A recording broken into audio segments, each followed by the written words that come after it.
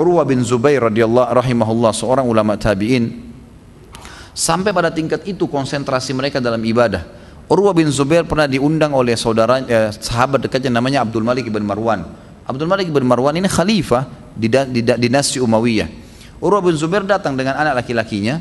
Begitu tiba di istana, anak laki-lakinya Urwah melihat ada kuda-kuda istana yang lagi latihan gitu. Maka dia pun berkata, anaknya Urwah ini, Urwah kebetulan datang dengan anak laki-lakinya, dan anak laki-lakinya dikader untuk menjadi ulama, hafal Quran, hafal banyak hadis. Urwah ini salah satu dari 7 ulamanya tabi'in yang masyhur. Urwah bin Zubair, ayahnya Zubair bin Awam, gitu kan? Ini anaknya Zubair bin Awam, ibunya Asma binti Abi Bakar. Ya, ini jadi cucunya Abu Bakar, ini orang luar biasa. Ini terkenal dengan ulamanya muslimin.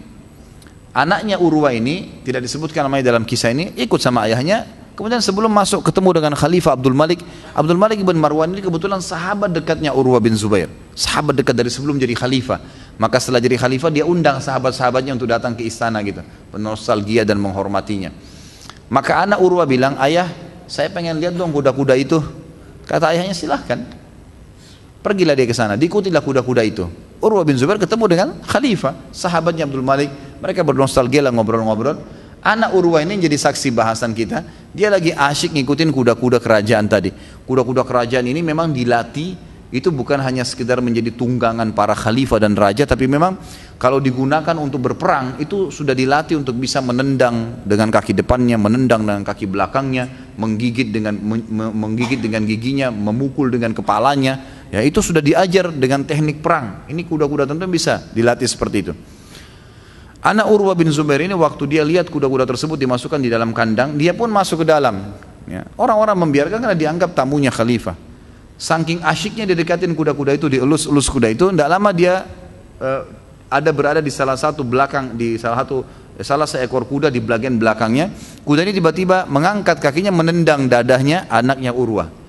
Dan tiba-tiba pada saat itu subhanallah ajalnya datang, meninggal anaknya Urwah ini. Anak ini sehat, nggak sakit, normal, hafal Quran, sudah dikader untuk menjadi ulama. Maka kemudian datanglah satu prajurit kerajaan melapor, tergopoh-gopoh masuk ke ruangan khalifah yang lagi duduk sama Urwah, lalu ditanya, kenapa kamu seperti ini? Dia bilang, maaf Amir Mu'minin, terpaksa saya harus sampaikan, dan mudah-mudahan Tuan Urwah tidak kaget dengan berita ini. Ada apa? Dia bilang, anaknya Tuan Urwah lagi bermain dengan kuda istana dan ditendang, sekarang meninggal dunia. Abdul Malik merasa kaget, ini gimana ini, tamunya, gimana bisa kuda menendangnya dan seterusnya. Ya itu sudah begitu terjadi, dia datang ke belakang kuda ditendang, mati sekarang. Maka yang terjadi yang luar biasa, Urwah bin Zubair tersenyum dan mengatakan, inna lillahi wa inna ilaihi raji'un. Sudah ajalnya, mana jenazahnya biar saya urus. Didatangkan jenazahnya anaknya, dia mandikan, kemudian diurus sama dia jenazahnya sampai selesai. Lalu dia bilang, saya ingin saya sendiri yang turunkan anak saya di liang lahat. Turunlah Urwah bin Zubair, subhanallah, dalam kisah yang dikatakan, dan sampai sekarang di Jazirah Arab orang tahu ada satu jenis penyakit namanya penyakit gargarina. Gargarina ini penyakit yang ada dari tanah, saya nggak tahu dalam bahasa Indonesia seperti apa, tapi ini dinukil dalam kisah itu kalau kena kaki di jenis tanah tertentu, kalau diinjak maka dia akan tiba-tiba membuat kaki itu kayak membusuk. Dan caranya dulu di zaman dulu itu tidak bisa kecuali diamputasi, harus dipotong. Subhanallah, Urwah turunkan jenazah anaknya. Yang terjadi adalah pada saat itu tiba-tiba Urwah bin Zubair kena nih gargarina. Waktu sudah ditaruh jenazahnya anaknya, tiba-tiba dia sakit, kram kakinya, waktu dinaikkan sudah membusuk kaki sebelah kanannya, rusak gitu kan. Lalu kemudian Khalifah bilang, ada apa ini? Dia kena gargarina. Panggil dokter, tabib-tabib yang ada, yang terhebat di istana dipanggil. Tabib melapor, setelah dicek, ini nggak bisa, ini gargarina, ini harus dipotong. Kalau enggak menyebar ke tubuhnya nih, bisa dalam satu kali 24 jam meninggal. Maka ditanya Urwah, bagaimana pendapat anda? Kata Urwah, inna lillahi wa inna ilaihi raji'un. Potong saja, potong kaki. Baik, panggil tabib yang paling baik. Kata Khalifah, saya nggak mau tamu saya kecewa, anaknya baru meninggal, cari cara supaya bisa dipotong kakinya dengan cara yang terbaik. Kata tabib, baiklah. Dicari tabib yang paling senior, datang, kemudian tabib ini bilang, sambil masuk ke ruangan khusus untuk Urwah, membawa sekendi khamr, minuman keras. Ini, wahai Tuan Urwah, apa ini? Tahu itu kendi khamr. Kata Urwah, kenapa kau bawa khamr kepada saya? Dia bilang, wahai Tuan Urwah, kaki anda ini diangkat pisaunya, saya akan iris dengan ini, kulitnya, dagingnya, tulangnya saya potong. Anda nggak minum ini, nggak bisa. Nggak ada cara lain kecuali harus mabuk. Kalau kondisi mabuk baru bisa nggak sakit, nggak dirasa sakitnya. Kalau nggak mabuk nggak bisa. Maka semua pasien yang seperti ini harus dimabukkan dulu. Kata Urwah apa? Demi Allah saya nggak pernah minum minuman itu dalam kondisi saya sehat, apalagi saya sakit. Saya nggak mau, nggak butuh. Bingung dokternya, tabibnya pergi lagi ke Khalifah Amir Mukminin, bagaimana nih? Tuan Urwah nggak mau diminumin khamr. Cari yang cara yang lain. Nggak ada cara lain kecuali dipegang sama algojo yang besar badannya. Cari orang-orang yang sangat kuat, yang kalau dia pegang seperti besi yang pegang kita, nggak bisa bergerak lagi. Datangkan beberapa orang, 6 orang algojo yang badannya besar-besar, masuk di ruangan, kalau kita sekarang ruangan operasinya, gitu kan. Begitu dekat, Urwah tanya, ada apa mereka ini semua datang?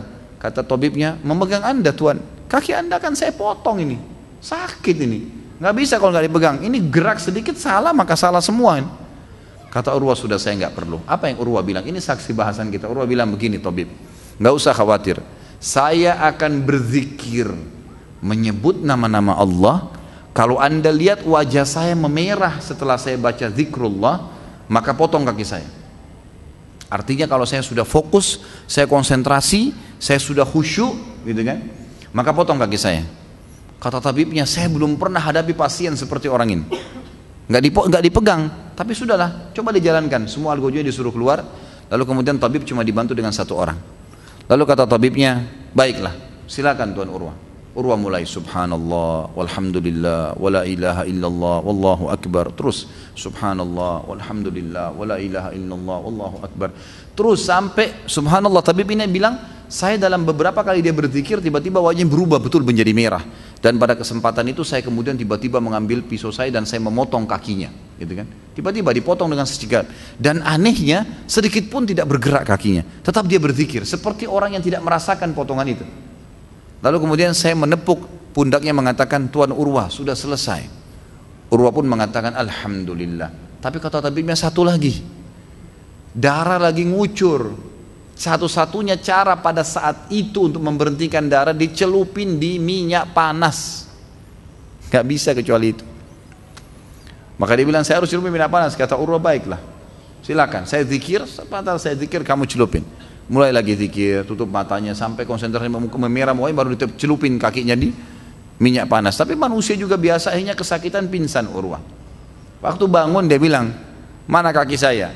Jadi kan, waktu itu kebetulan menjelang maghrib, dan akhirnya dia sadarnya setelah isya. Dia bilang, mana telapak kaki saya? Kata tabibnya, kami heran, dia minta telapak kakinya, kenapa? Kakinya sudah dibungkus yang sudah dipotong.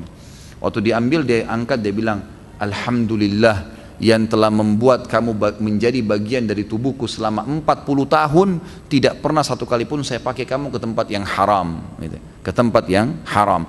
Tentu kisah ini ada lanjutannya, saya nggak lanjutin, tapi yang jelas saksi bahasan bagaimana mereka sudah sampai pada tingkat bisa ke poin yang kelima, kata Ibnu Qayyim, betul-betul fokus dan menikmatin apa yang sedang dia bacakan, apa yang sedang dia ucapkan, gitu kan. Dan ini satu hal yang penting, satu hal yang penting.